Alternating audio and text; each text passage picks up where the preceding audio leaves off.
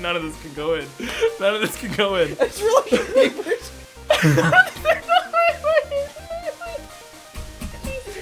Whoa, okay. This is getting weird. Welcome to the very first episode of Good, Bad, or Bad Bad, where we watch garbage and tell you if you should also. I'm Brian Shilligo. I'm joined, as always, by Kyle Hinton. Today we're going to be reviewing Robo Vampire, a 1988 film, or should I say films, because it's literally multiple films. Let's jump right into it with a little quick summation of what this masterpiece is. Kyle, go. I give it to you. All right, so we're looking at a drug cartel that is mixed in with like bodyguard vampires for this cartel. Yes. All right. So that's a great idea. You don't have to spend so much on health insurance because, you know, they're undead. Yeah. And they're easily subdued with, like, I'm guessing tickets? Paper. Paper. They hang paper on their face, little Chinese figures, and that stops the vampire. So yeah, and basically what you're saying is that this drug cartel is using vampires to protect their drugs, I think is the idea, right? Yes. It's the general idea. Because of those damn DEA agents. Yes, they're the worst. So that's the basic premise. The really weird thing about this movie, there's lots of really weird things about this movie because it's fucking insane. But one of the really weird things is, and we kind of noticed this while we were watching it, but then we read some about it and found this out afterwards that this is actually true. That this is like two movies cut together into one movie. Yes. And it doesn't really make any sense because it's like it's a movie full of white people about a vampire and a RoboCop. And that movie is spliced together with like some Chinese or Korean, I don't know where some Southeast Asian film about drugs. And they give you the Asian atmosphere with the type of vampires they have. Yeah. Because it's the hopping vampires. Right. Which in culture totally works. You can totally tell stories about that. You can't do it on film. Right. Because all they do is bunny hop around in a circle. They do bunny hop in circles, and it's one of the greatest parts of the film. It happens repeatedly, and it's fucking amazing. Let's jump into some specific things. That's the general... The plot, we can't... we could try to describe the plot, but it's impossible. It's nonsensical because it's literally two different movies edited together. Let's talk about the opening scene, where it's the beginning of the American DEA agents trying to stop this stuff. Yes. So they have this Asian dude hostage. Yeah. And they're taking him to, like, coffins? Or having him, like, show them where the drugs are. Yeah. And one of the coffins, they freak him out because it's, like, filled with snakes.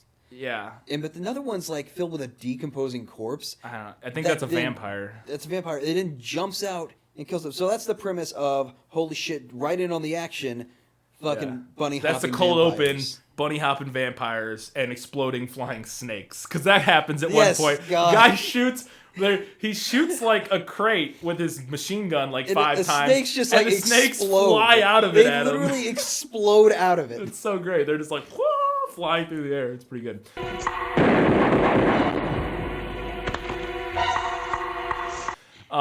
Yeah, that opening scene, right off the bat, you're like, okay, well, this movie's gonna be great. It's gonna be insane. It's gonna be a nonstop nonsense fest. So the main bad guy of the film is introduced pretty early, and he is literally, it's a white guy.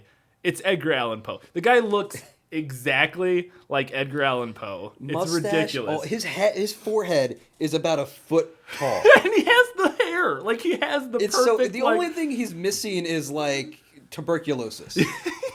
Yeah. So every time I saw him, I couldn't help but be like, oh God, there's Edgar Allan Poe again showing up to. And he always has this like little quip he has about him. This like little. He chews the scenery. Like, I don't know what because the movie he's in is like I said, there's two movies, and the movie he's in is the Robo Vampire, the RoboCop movie with the vampires in it. Like, every time he's on screen, he just owns it. He is making his money. You know it's bad, but it's like that perfect kind of like. Oh yeah. Awesome. Yeah, bad. it's the perfect amount of just, it's like he's a stage actor. Yeah. And they like threw him in, this is his first movie, and he's used to like overacting with his face so hard to like portray to the, like to project out to the audience. It's like Alan Rickman if he wasn't talented. Yeah, exactly. It is 100% Alan Rickman who just went off the deep end, just like fucking lost it. We're changing our cover from the drug smuggling business. To what? It's like variation, on the body smuggling business. Bodies? I guess you're still the boss. Let's go. We need to jump in on the undead creatures within this. There is vampires. There is a ghost. A ghost, yes. There is a ghost chick. Yeah. Who? Oh god, I forgot about her plot already. She's the main vampire who looks like a gorilla. Is wearing a gorilla clearly mask. wearing a monkey mask. Yes. And she's his love interest, but she's already dead. Yes. She's a ghost, and then she gets mad at the Taoist guy who's the evil wizard for making her boyfriend a vampire, because then he can't join her beyond the grave.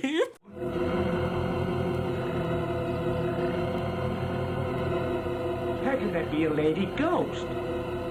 How dare you enter here, you witch? How dare you take my lover's corpse towers and turn him into a vampire beast? Now he is condemned to a living death, and we can never be together in the afterlife. But he is from the east and you the west. How can you explain it? Orientals are a stubborn race, and both his parents opposed our marriage. It was then that we decided if we could not be together in this life, Peter and I would be together forever in the afterlife. You have robbed us of this by turning him into a vampire beast. Now my only thought is of revenge. Now my dreams have been shattered. I hold you responsible for my misery. Brian, wait. Let's get to this point. Because there's these, like, drug cartel guys who are coming in to be like, well, what do you have to ensure the safety of our products? And he shows them the vampires. Well, Ghost Chick comes out of fucking nowhere. Just is like shooting toilet paper rolls at people. Yeah, she's in all these big flowy white robes and uses them as like weapons. Completely see-through top, by the Yes, way. oh, boobies. Just all boobies. Anyways, these DEA guys, or these drug cartel guys, they come to this conclusion, well, if they want to be together, can't you use your magic to marry them? Just marry them with your magic. And What? he's like, yeah, okay, yeah, I can do that. Yeah, totally, that's a thing. Alice, that lady ghost loves him deeply. Let's fulfill her wish. Besides, both of them will be under our counsel once they're married, right? A marriage. A vampire and the ghost. With your magical powers, I'm sure you can make it. And that comes to the point. That was about the point where all of that was happening. I was like, this movie seems like it was written by, like, they got 20 drunk people into a room, and they're like, okay, here's your story prompt, vampires. And then they each took a turn writing a sentence, like, in a round with, like, 20 people to create the story for this movie, because that's how little sense it makes. It's like, each sentence is like, and then a ghost chick shows up with their tits out, and then the next guy's like, and then they get married, okay, and then later they bone. The wizard and the ghost and the vampire bone. And then they go to White Castle. And then they go to White, because I want some fucking White Castle. It's ridiculous. Okay, we'll talk about the robot right now. He gets super owned by the vampires as a human. And then he dies. He dies. He actually dies. No, yeah, he dies. yeah. They even said he dies, and so they bring him in. Christoph Waltz is in this movie somehow. Some weird version of Christoph Waltz. Poor man's Christoph Waltz. Even more foreign Christoph Waltz. It's like, hey, this guy died. I got an idea. We have the technology. We can have this save him. experiment. We have this experiment where we can turn him into a robot. Yeah. You can guarantee success? Are you assured of success? Mm-hmm. All right, your application's approved. Yep. And he goes, all right, you can do it then. Yeah. Go for Not it. like the guy who's like, oh, I have a 95% confidence rating that this new compound will stop. Nope. No, he's like, well, is it guaranteed to succeed? Yeah. This guy's got a 5% chance of failure. You're guaranteed? Go. Just go. Do Go it. with it. Go. And I love it. I was like the idea that there's like some scientist in the background who's been pushing to get like his experiment done for like months, and every time the advisor asks him, or the supervisor asks him, he's like, is success guaranteed? The guy's like, well, it's gonna be difficult, and he's like, well, I can't do it then. And this guy's in the background watching, and all he had to do was go, yeah, no, success is guaranteed, 100%. No, totally. And so they start him up. They solder him together with like a sparkler. It's literally a sparkler in like a welding. And they attach him to like a car battery. And you know everything's okay because it goes from negative to positive. It's a giant red circle with a negative in it, and then a giant green light with a positive, and it goes bleep, and you're like, it worked. They lived, it worked. It Perfection. worked.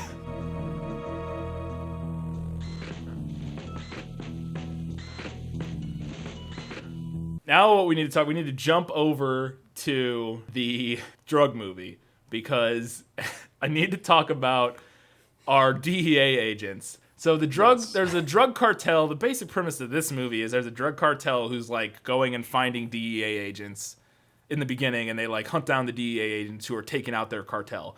And so this cartel rolls into like a mission church, and there's a white guy and a white girl, and the guy gets shot, I think. Oh yeah, they just murder the shit out of him, out of the white DEA agent guy.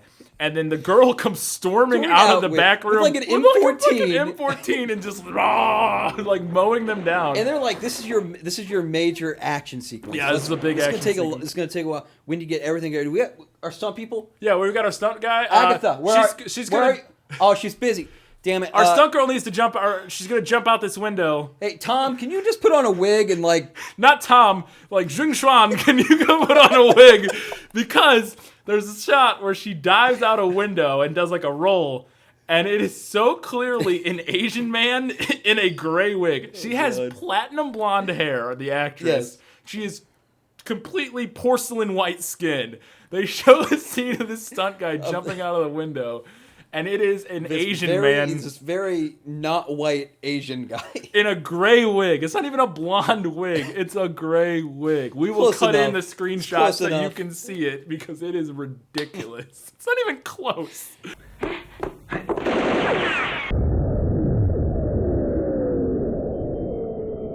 So she is caught. So she gets captured. And they put her under Chinese water torture. Yes.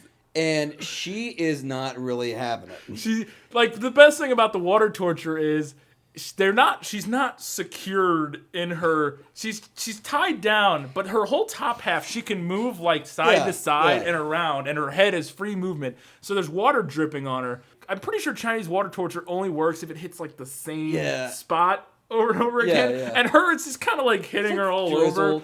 So she's just kind of wet and cold, I guess. Yeah. But anyway, so they come to interrogate her after this, and I guess they untie her hands or something, because they walk in and they're talking to her, and every time the camera cuts to her... almost in complete, ecstasy of sorts with it. Every time they cut to her, she's like in a L'Oreal commercial. What the fuck is going on? Every time they cut to her, she's rubbing her hair orgasmically. It's so weird. You're nothing but scum. You killed Father Brown and your drug killed millions. Anyone who gets in our way is removed. And as for our flourishing drugs business, all we do is supply an ever-increasing Western demand. As you're no doubt aware, being a narcotics agent. But your death will not be so easy as our good friend Father Brown. For you, we have something special. You bastard! We'll never give up till we get you! You get out of here.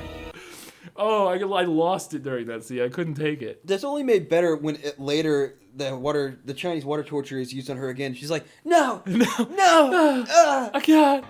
It's ridiculous. It's so. Her fantastic. overacting is probably on par with Nicolas Cage. She also chooses scenery. She does it differently than Edgar Allan Poe, because she's so just ditzy and all the time. So the drug agents are like, we need to mount a rescue operation. We need to get her out of there. And they have this guy. This is where they cut the films together, kind of. Yeah, there's a particular scene where you can see where the movies are. Yeah. Like, this is where the stories come together. They have this not well lit room, and then they cut it with this extremely well lit room. And it's both in a generic office with gray walls, so it kind of looks like they're in the same location, but clearly differently lit and differently shot. Brian. Yes. This battle on the beach. Right, between the robot and the vampires. They have these grenades, basically, that are it's like a mine. It's like a Pokeball that has a vampire in it. Yeah.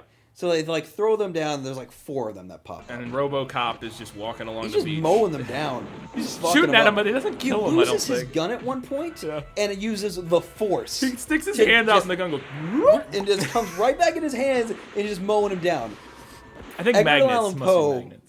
Nods to one of his guys. He's like, get the thing. They pull out a bazooka, a rocket launcher. A rocket launcher. They fire it at RoboCop. and in an instant, he just explodes. Yeah. But it's not just him that explodes. It is tinfoil on a scarecrow.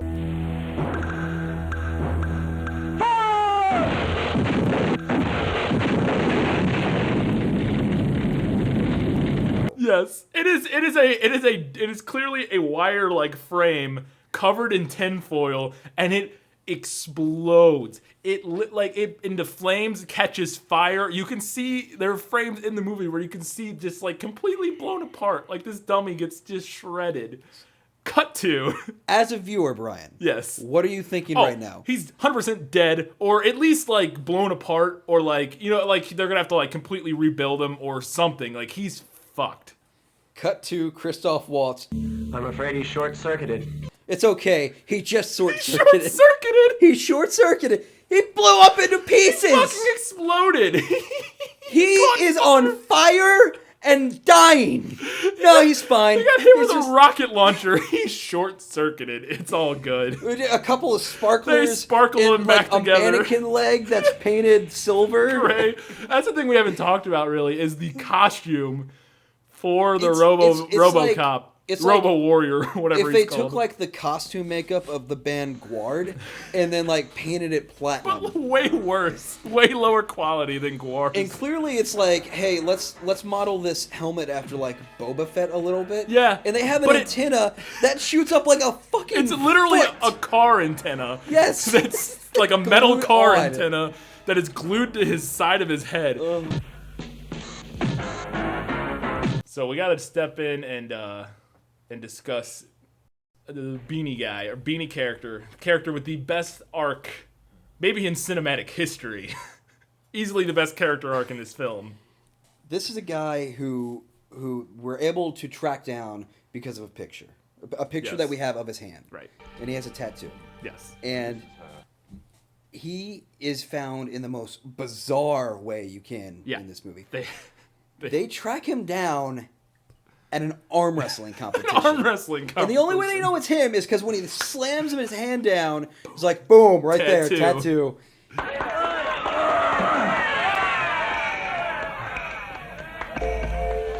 tattoo in the photo. And they're like, we got to fucking get this guy. Right. So they get into a fight surrounded by hundreds of people. Yes. Easily like 100 people. Yes. So they are like interrogating him and like holding a knife up to him.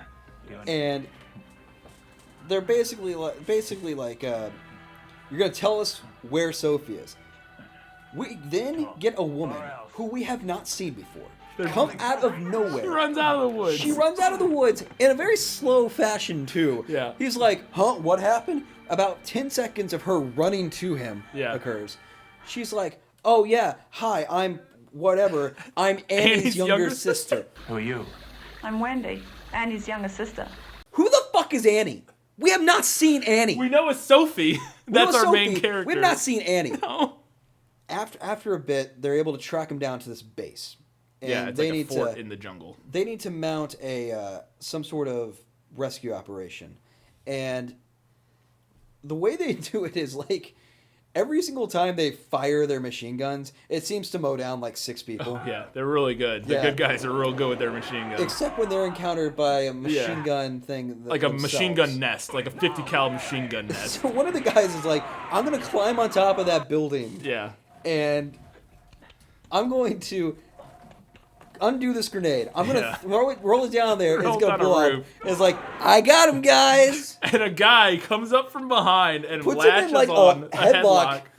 The dude gets superhuman Hulk-like strength and chucks this 100-something pound It's man. a full-grown man. He throws him like 40 feet through the air.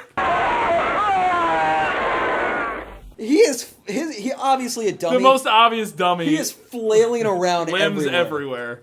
Well, unfortunately, as much as we've grown to love Beanie, he was immediately killed after that. No fanfare. He just dies. And then nobody has any. He gets mowed down. And well, all right. Okay. He was an asshole anyway. They find Sophie, who is still in moans of ecstasy, like always.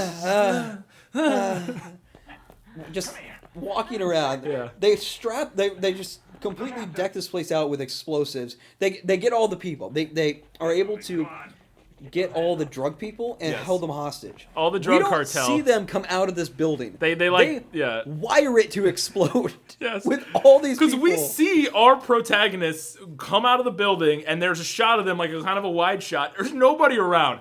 All of the people they captured and like handcuffed are clearly still inside this fortress. There's no way they're not.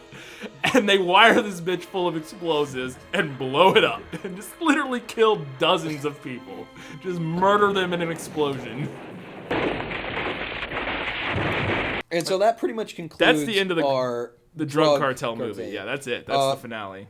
And Edgar Allan Poe just seems to be like, he just seems to get out of there. We missed one of the best scenes, the gondola scene. The gondola, yes. The gondola scene. Our this is before the ending scene. There's he and Annie's younger sister. Our main drug cartel protagonist and Annie's younger sister. First off, there's a scene where she's real like creepy. Swimming, skinny dipping in the middle of this, like in the middle of the time they're chasing this drug cartel. She's like, I'm gonna go skinny dipping in this lake. And so he's like, hey, our hero shows up. And she's like, no, don't look at me. And then he looks a little longer, and then she's like, okay.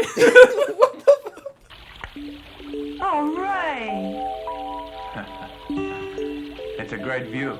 You should bathe more often. Bastard. Don't you have any manners? Just go away.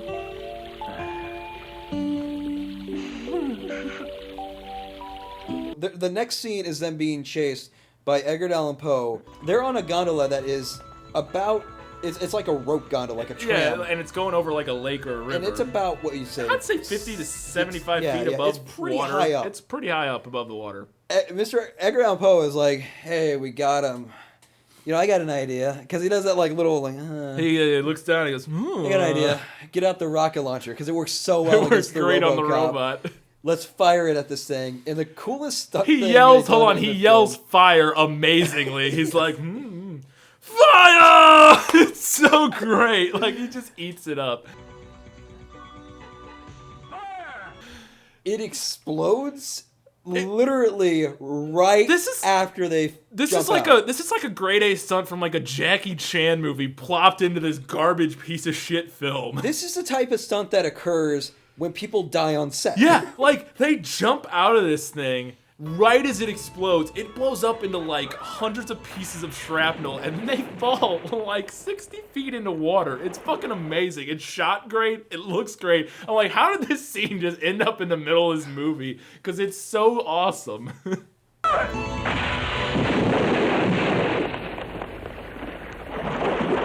So, back in our RoboCop vampire movie, which it's called Robo Vampire. We're going to discuss this real quick. This movie is called Robo Vampire.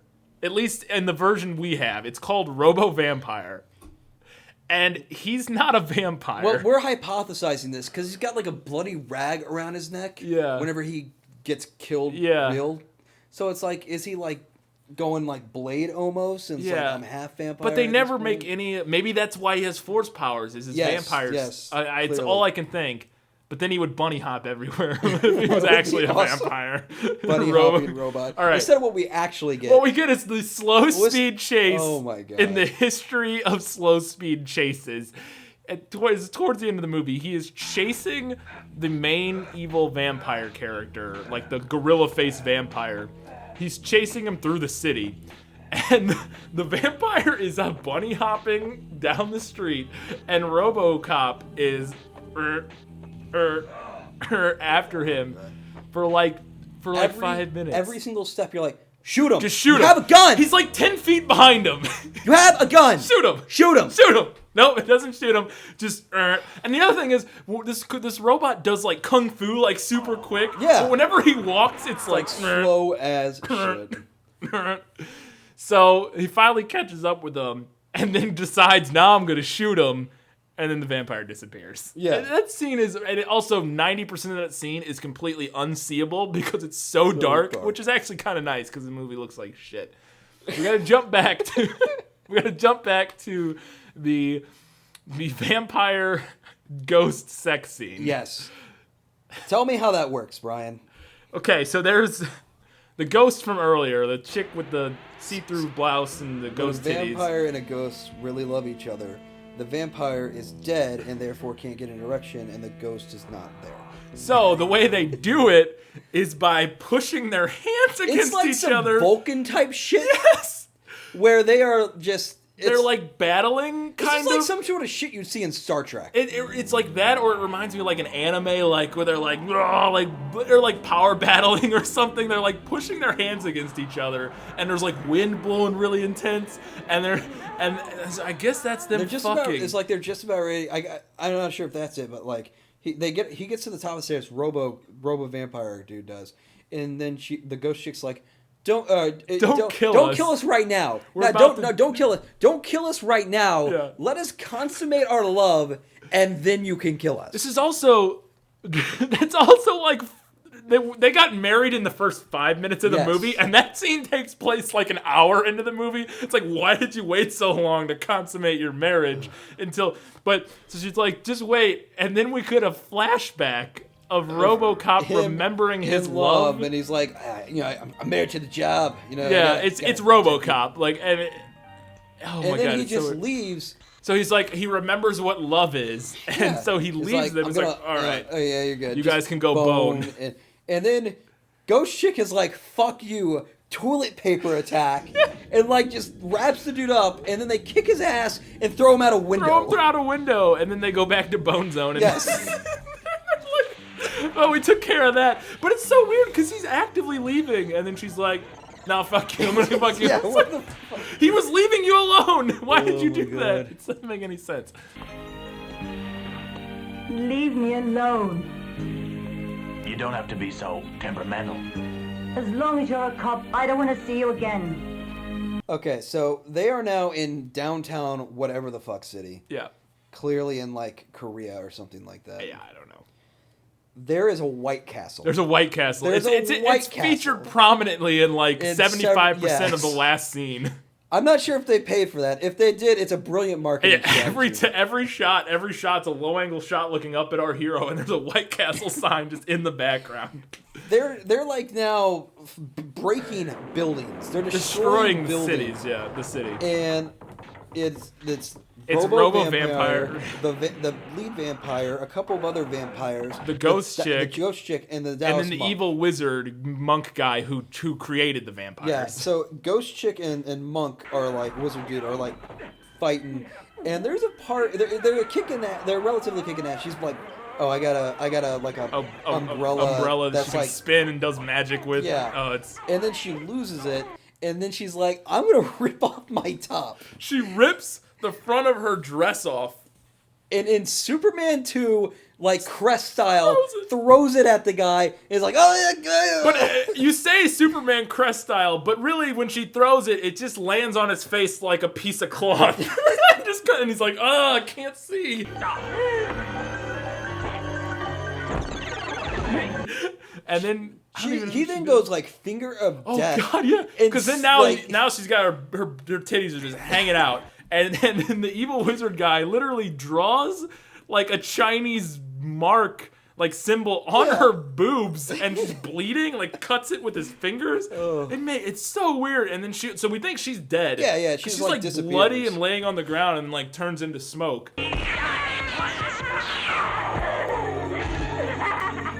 So he's like doing all these spells to like, I guess, summon reinforcements. He's like controlling. So he goes. The wizard's fighting Robo Vampire, and yeah, he's like commanding his evil vampires to fight the Robo. She comes the fuck out of nowhere. She just shows up fine, rakes his face, gold, like pretty much blinds him. Yeah, and then Robo Vampire is like, oh right, that guy. Maybe I shouldn't fight these vampires who are like holding up their arms several times with sparklers. There's a scene where we were fast forwarding through this part today to watch this again to refresh ourselves, and in the scene, even in fast forward, they show the vampire hold up and take down his arms with sparklers like 8 times in a row. So I'm gonna cut it in fast motion right here. It's so fucking ridiculous. So he's like, oh holy crap, let's use this flamethrower function on my gun you that I've haven't never seen used. before. Pulls out a flamethrower. Burning the hell out of this, clearly a dummy on a rope. It's one of the best shots in the whole movie because the evil wizard is laying on the ground, scratched in the face. RoboCop starts lighting him on fire, and then all of a sudden he's in the air, bouncing up and down, and it is the most obvious dummy on a hanger held by a rope because it's on fire, and you can see the rope on fire Yes. above the dummy. Like, it's so fucking terrible. So that's over, and then the vampires just leave. They just, the rest They're just disappear. gone. Well, they killed the wizard, so. And so he turns around and walks towards the camera, and then it's just the end. Red screen. There's no fucking credits the to this film. There's nothing. It just ends. Like, he just walks out of the wreckage of the city, and the movie Presumably ends. to a White Castle. That's the movie. That's Robo Vampire, circa 1988. Does it have robots? Yes. Yes. Does it have vampires? Yes. Yes. Title nails Spot it. on. Spot on Spot title. on. I do want to discuss the box, which I don't have the real box. I have I have this movie on a bundle pack of like 4 shitty movies, and but I've seen the original cover art for this movie that they sold it with, I guess. Isn't it like straight up RoboCop? It's RoboCop. They The cover is literally- literally just RoboCop. RoboCop. I'm gonna put it right here over my face, and you'll see it. It's RoboCop. It's just a picture of, not a picture, a painting of RoboCop. So fuck you, America, and your copyright laws. RoboCop. And then the disparity between RoboCop and not RoboCop, Robo Vampire. It's like it's insanity. It's robot guy in a hockey uniform. Yes, in shitty hockey armor, spray painted silver. Let's get down to the brass tacks, Kyle. All right. Or the name of the show, Good, Bad, or Bad, Bad. Is Robo Vampire a good, bad movie or a bad, bad movie? It is a...